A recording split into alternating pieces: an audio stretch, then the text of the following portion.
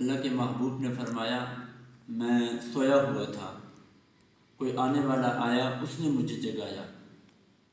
حدیث کے لفظ بڑے کمال کے ہیں۔ اللہ کے محبوب فرماتے ہیں حضرت جبریل نے عرض کی یا رسول اللہ چلیے اللہ آپ کی ملاقات کا شوق رکھتا ہے۔ حضرت جبریل نے سواری پیش کی۔ یہ براق جنت میں حضور کے عشق میں رو رہا تھا۔ جبریل نے 70,000 براق دیکھے، ہر براق آرزو رکھتا تھا کہ حضور کی سواری کے لیے مجھے منتخب کیا جائے۔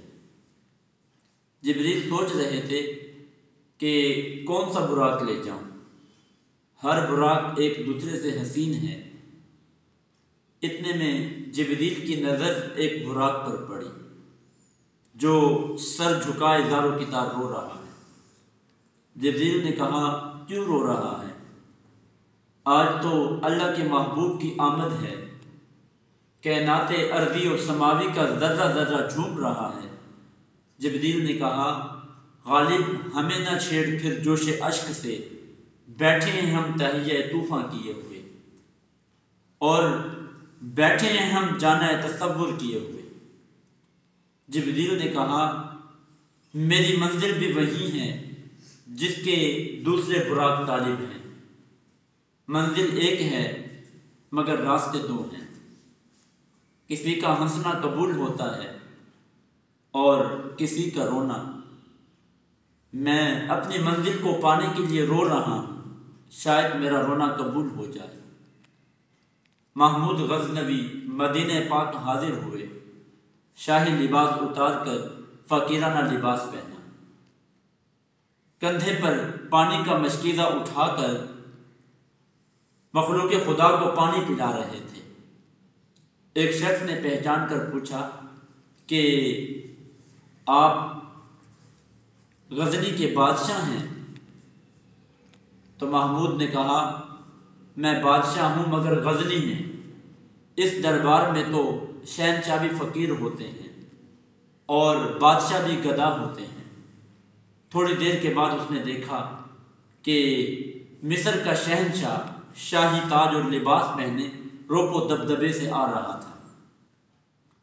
اس شخص نے بڑھ کر کہا کہ اے شہنشاہ آپ کی اتنی جسارت کہ مدینہ پاک کی حاضری شاہی تاج اور شاہی لباس پہن رکھا ہے۔ تو جو جواب مصر کے شہنشاہ نے دیا وہ بھی سنہرے حروف سے لکھنے کے قابل ہے۔ مصر کے شہنشاہ نے کہا اے سوال کرنے والے مجھے یہ بتا یہ شاہی تاج اور لباس کس ہستی پاک کا دیا ہوا ہے؟ اسی آقا نے یہ شاہی تاج اور شاہی لباس بخشا ہے، تو میں لباس پہن کر حاضر ہوا ہوں تاکہ دینے والا اپنی آنکھوں سے دیکھ لے۔ محمود اور شہنشاہ کی منزل ایک تھی مگر راستے دو۔ یوں ہی اس براق نے کہا اے جبریل منزل ایک ہے مگر راستے دو ہیں۔ کسی کا ہنسنا قبول ہوتا ہے اور کسی کا رونا۔ اس وقت حضرت جبریل امین نے اس براق کو خوشخبری سنائی کہ تمہیں آقا کریم کی سواری کے لیے منتخب کر لیا گیا ہے۔ محبت رسول میں تمہارا رونا اللہ کی بارگاہ میں پسند آ گیا ہے۔ تو براق کی خوشی کی انتہا نہ رہی، دیکھتے ہی دیکھتے اس میں حسن آ گیا جس کی مثال پیش نہیں کی جا سکتی۔ آقا کریم جب براق پر سوار ہونے لگے تو اس نے ذرا سی شوخی کی۔ جبریل نے غضب آلود نگاہوں سے دیکھ کر کہا کہ اے براق تو شوخی کرتا ہے، جانتا نہیں کہ تجھ پر کون سوار ہے؟ براق نے جب جبریل کی جھڑک سنی تو پسینہ پسینہ ہو گیا، کہنے لگا اے جبریل میں نے شوخی نہیں کی، میں نے تو وجد کیا ہے، میں نے تو اپنی قسمت پر ناز کیا ہے، میں نے تو اپنے مقدر پر ناز کیا ہے کہ کہاں میں اور کہاں محبوب خدا صلی اللہ علیہ وسلم، کتھے مہدی علی کتھے تیری صدا، گستاخ اکھی کتھے جا اڑیاں۔ ریاض الاذہار میں ہے کہ آقا کریم جب براق پر سوار ہونے لگے تو تو تھوڑا سا توقف فرمایا۔ جبریل نے عرض کی یا رسول اللہ اس توقف کا کیا سبب ہے؟ آپ نے فرمایا کہ آج میرے اوپر نوازشات کا خصوصی وقت ہے، ملائکہ میری خدمت کے لیے موجود ہیں، جنتی براق میری سواری کے لیے موجود ہے، اور میری امت کا کیا حال ہوگا؟ پل صراط جو 50,000 سال کی راہ ہے، بال سے باریک اور تلوار سے تیز ہے، اور ہر ایک کو وہاں سے گزرنا ہے۔ وَإِن مِّنكُمْ إِلَّا وَارِدُهَا كَانَ عَلَىٰ رَبِّكَ حَتْمًا مَّقْضِيًّا۔ میری امت اس سفر کو کیسے طے کرے گی؟ اس وقت اللہ تبارک و تعالی نے اپنے محبوب کو خوشخبری دی، اے محبوب آپ امت کا فکر ہرگز نہ کیجیے، ہم آپ کی امت کو پل صراط سے یوں گزار دیں گے کہ انہیں معلوم بھی نہیں ہوگا۔ جب اللہ نے اپنے محبوب کو یہ خوشخبری سنائی تو اللہ کے محبوب براق پر سوار ہوئے۔ حضرت جبریل نے رکاب تھامی، حضرت میکائیل نے زین کو سنبھالا، اور حضرت اسرافیل نے لگام پکڑی، اور 50,000 فرشتوں کی جماعت سے درود و سلام کی فضاؤں سے صدا گونج اٹھی۔ یار وہ بھی کیا سما ہوگا جو بلانے والا بھی نور ہے، سواری بھی نور ہے، سوار ہونے والا بھی نور ہے، دھولا بھی نور ہے، باراتی بھی نور ہے، کھڑے ہیں سب بصف حور و ملائک، انہیں دھولا بنایا جا رہا ہے، نقاب سے رخ ہٹایا جا رہا ہے، ماہ و انجم بھی مدھم پڑھ رہے ہیں، کوئی نغمہ سا گایا جا رہا ہے۔ حضرت جبریل نے عرض کی یا رسول اللہ چلیے اللہ آپ کی ملاقات کا شوق رکھتا ہے۔ یہاں بھی بعض لوگوں کو پریشانی ہو جاتی ہے، پتہ نہیں کس بات کی پریشانی ہو جاتی ہے، کہتے ہیں جی نہیں حضور تو حضرت جبریل کو مل کے واپس آ گئے۔ مجھے سمجھ نہیں آتی اگر حضور اللہ کو مل لیں تو اس میں کسی بندے کا کیا نقصان ہوتا ہے، اس میں کسی کا کیا جاتا ہے؟ پتہ نہیں اتنی ٹینشن کہ اتنی موٹی کتاب لکھ دی کہ جی حضور حضرت جبریل کو مل کے واپس آ گئے،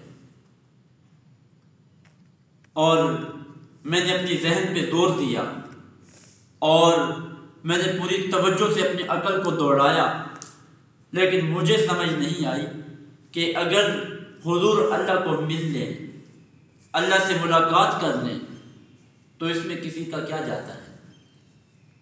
آئیے قرآن سے پوچھتے ہیں۔ قرآن بتاتا ہے وجوہ یومئذ ناظرہ الی ربہا ناظرہ، قیامت کے دن چہرے چمکیں گے اس لیے کہ اللہ کے بندے اپنے مالک کا دیدار کریں گے، میں بھی کروں گا انشاءاللہ آپ بھی کریں گے۔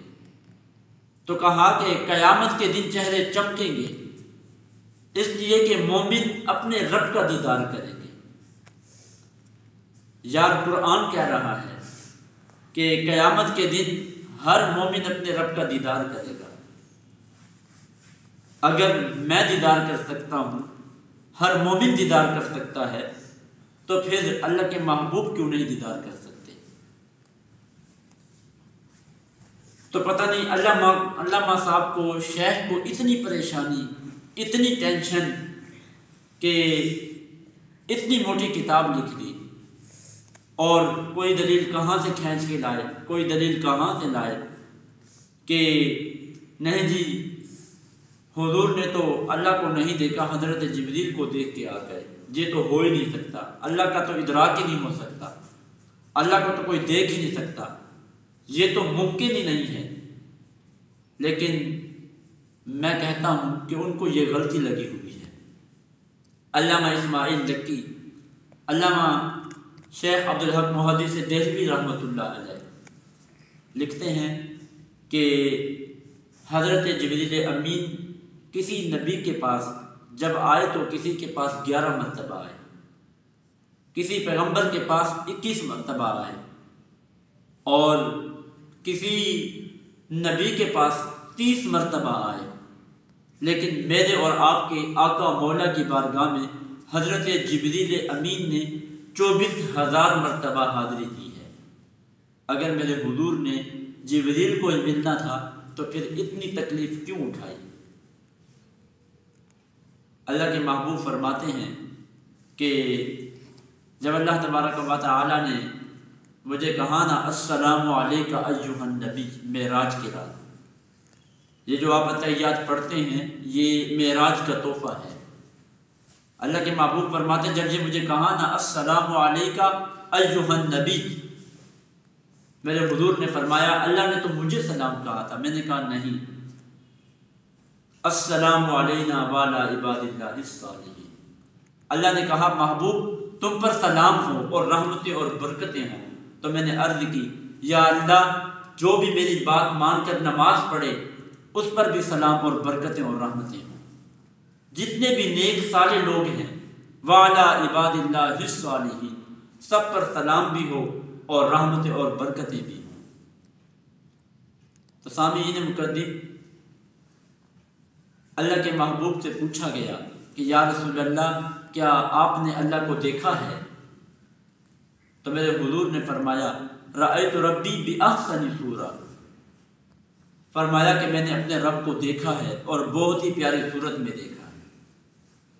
اللہ نے مجھے سامنے بٹھا کے اور جو ہے 90,000 چیزیں مجھے عطا کی ہیں، ان میں سے 30,000 چیزیں جو تھیں اللہ نے کہا کہ یہ لوگوں کو بتا دینا، اور 30,000 چیزیں ایسی تھیں جس کے متعلق فرمایا تھا کہ محبوب یہ خاص خاص لوگوں کو بتانا، اور 30,000 باتوں کے متعلق فرمایا محبوب یہ تیری اور میرے راز و نیاز کی باتیں ہیں۔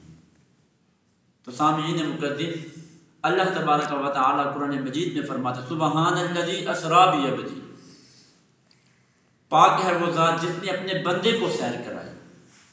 قرآن نے اس کو سفر نہیں کہا بلکہ سیر کہا ہے۔ آپ جانتے ہیں کہ سفر اور سیر میں کتنا فرق ہوتا ہے۔ آپ صبح سیر کے لیے نکلتے ہیں تو 1 کلومیٹر کا فاصلہ 1 گھنٹے میں طے کرتے ہوں گے، راستے میں کہیں رک گئے، پھول نظر آ گیا، اس کی خوشبو سونگھتے گئے، اس کی پتیوں کا نظارہ کرتے گئے۔ بندہ سیر کرے تو گھنٹے لگتے ہیں، اور اگر آپ سفر کریں تو وہ چند لمحوں میں طے ہو جائے گا۔ تو میرے حضور معراج کی رات اتنی جلدی گئے اور واپس آئے، بستر بھی گرم تھا، زنجیر بھی ہل رہی تھی اور پانی بھی بہہ رہا تھا، اور ہو کے آ بھی گئے، اتنی تیزی سے گئے اور آئے۔ قرآن نے اس کو سفر نہیں کہا، فرمایا کہ یہ تو میرے نبی کی معراج ہے، اور جس نبی کی سیر اتنی تیز ہے اس کا سفر کتنا تیز ہوگا۔ اللہ تبارک و تعالی نے اپنے محبوب کو کیوں بلایا تھا؟